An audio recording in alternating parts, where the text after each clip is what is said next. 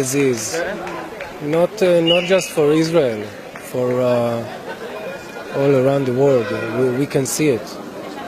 I'm in an organization. It's called Lahava.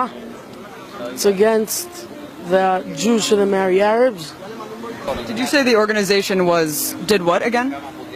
The organization is the thing of it is that Jews shouldn't marry Arabs. Shouldn't marry Arabs. Yeah. Why do you feel strongly about that? Because Jews is a special nation that God gave it to the Jews, and we don't want Jews to get mixed up together with a different nation. בסדר בעברית? פשוט מאוד, צריך להיכנס לשטחים, וכל מחבל שעושה פיגוע צריך להרוג אותו, צריך להרוג את המחבלים, ואז הם יפחדו ולא יעשו לנו בעיות, והכל יהיה בסדר. הם יהיו בכפרים שלהם, אנחנו נחיה פה, לא צריך להיות ביחד, והכל בסדר. I'm think that we need to... איך אומרים לאיש לערבית? כן, תגידי לי את המילה הזאת. I think we should give them a country. If you're doing any problem, you just go in there to give them a country, and then it's going to be a war between countries, you know? If they're going to throw rockets, we're going to throw one big one and done. I don't think there's any answer to it.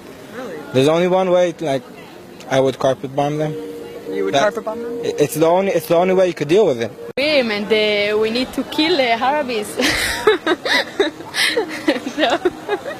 To understand this mentality, I also talked to Ronnie Barkin, a Jewish Israeli citizen who grew up in the country and is now an ardent critic of the notion of a Jewish state.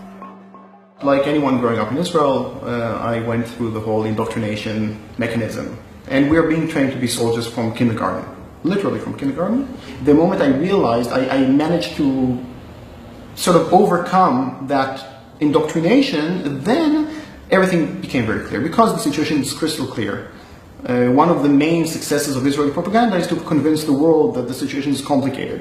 But it's far from being complicated. It's probably the least complicated conflict in the world today.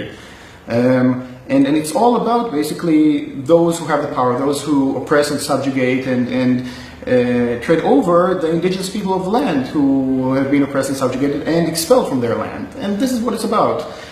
The situation here is not very different other than the way it is perceived in the world and among Israeli society themselves. They like to perceive themselves as being something else, as being, you know, liberal and progressive and all of that. And I also thought of myself as such until I realized that actually, no, this is not the case. The case is very clear, and I'm not on the right side of history. And that's when, you know, the moment I managed to overcome this type of brainwashing, then the rest was very easy.